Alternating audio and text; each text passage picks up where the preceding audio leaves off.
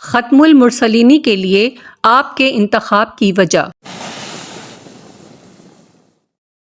یوں تو کارساز عالم اپنی مخلوق میں سے جس سے جو چاہے کام لے سکتا تھا، اس کی قدرت کی کوئی حد نہیں اور اس کی مشیت پر کسی کا بس نہیں، لیکن اس نے اپنی ہی مرضی سے جب ہماری زمینی دنیا کو عالم اسباب قرار دے دیا ہے تو کوئی بات بے سبب نہیں ہونی چاہیے، چاہے ہماری نظر ہر صورت میں حقیقی سبب کو معلوم کرنے سے قاصر کیوں نہ رہے۔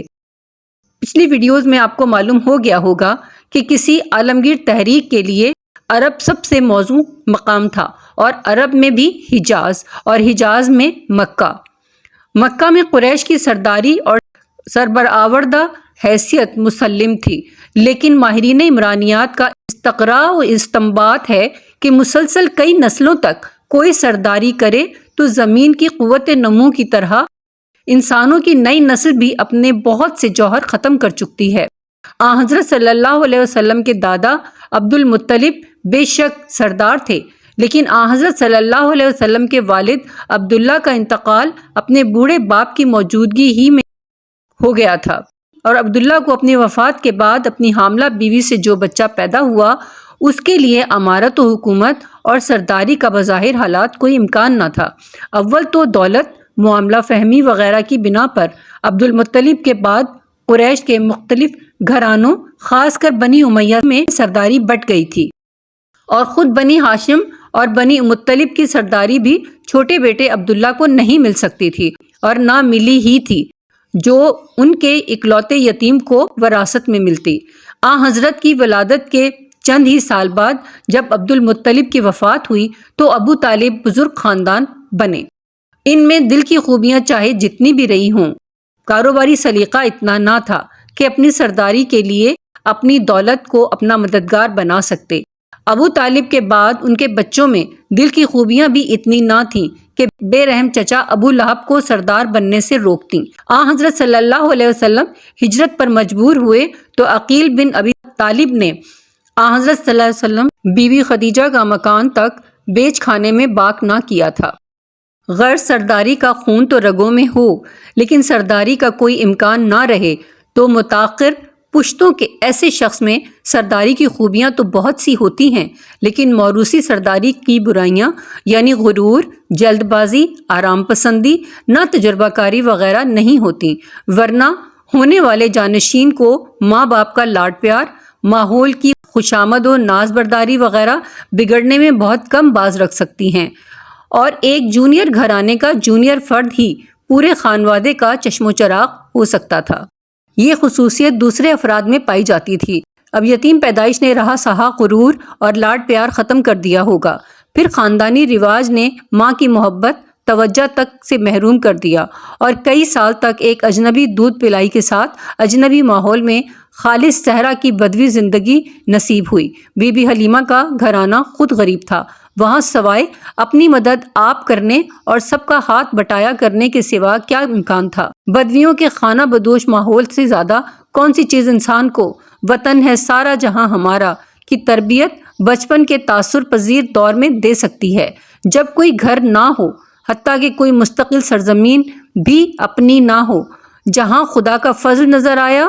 اور پانی چارہ موجود ملا، خیمے ڈال پڑے، اور موسموں کی گردش نے وہ جگہ بے سود بنا دی تو خیمے اکھیڑ پھر خدا کی وسیع ملک میں کسی اور بہتر گو پھر بھی عارضی رہائش گاہ کی تلاش میں چل پڑے۔ یہ بدوی زندگی ہے۔ سال ہر سال تک ایسی متوکلانہ زندگی عادت کر لینے کے بعد جب گھر آنا پڑا تو دیکھتے کہ دیکھتے ماں اور دادا کی مہر و شفقت بھی خدا کی مشیت نے ختم کرا دی، اور کثیر العیال چچا کے گھر جا رہنا پڑا۔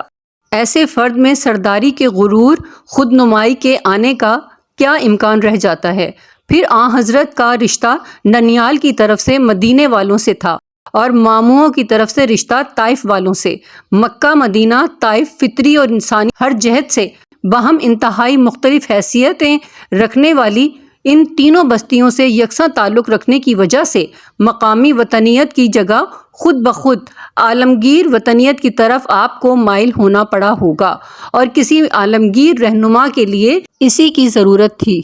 وطن آنے پر 9 عمری میں چرواہا گری سے سابقہ رہا، بے زبان اور مسکین بھیڑ بکریوں کی خدمت، جہاں چوکسی، فرض شناسی، پابندی، اوقات، نرمی اور محنت و مشقت سکھلاتی ہے، وہیں خدمت گار میں سید القوم خاد مہم کے بمصداق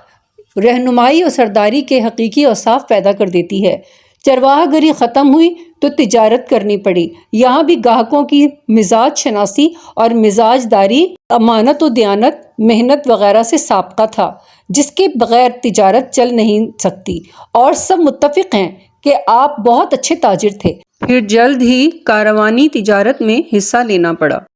فلسطین، یمن اور عمان جیسے شمالی، جنوبی اور مشرقی کالے کوسوں دور علاقوں کا سفر کرنا، اور رومی، ایرانی اور حمیری علاقوں کے انتظامات سے عہدہ برا ہونا پڑا تھا، اور بعض معقول استنباطات صحیح ہوں تو حبش اور بحری سفر سے بھی آپ کا سابقہ رہا ہوگا۔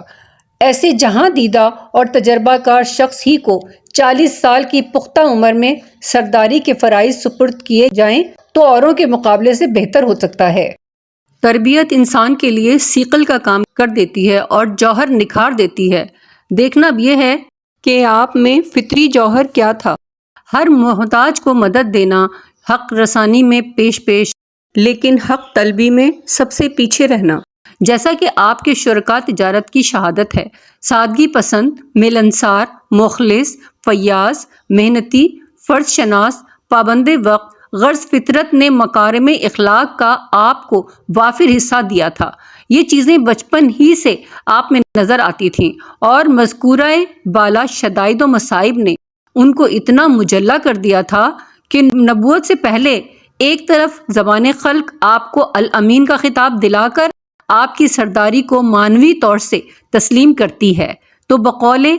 ابو طالب ترجمہ وہ گورا چٹا جس کے روئے انور کا واسطہ دے کر بارش کی دعا مانگی جاتی تھی، اور جو یتیموں اور بیواؤں کا ملجا و ماوا تھا، کہہ کر آپ کی انسانی خوبیوں اور فطری وصفوں کی شہادت دی جاتی ہے۔ فرداً ایسے اوصاف اوروں میں بھی ہو سکتے ہیں اور رہے ہوں گے، لیکن ان سب کا اجتماع کسی اور میں نہ تھا، اور ضرورت اسی اجتماع کی تھی، جس کے بعد عالمگیر و دائمی نبوت کی خدمت پر مامور کیا جا سکتا تھا۔ قائم اسلام کو لائک، شیئر، کامنٹ کیجیے اور سبسکرائب کیجیے۔ شکریہ۔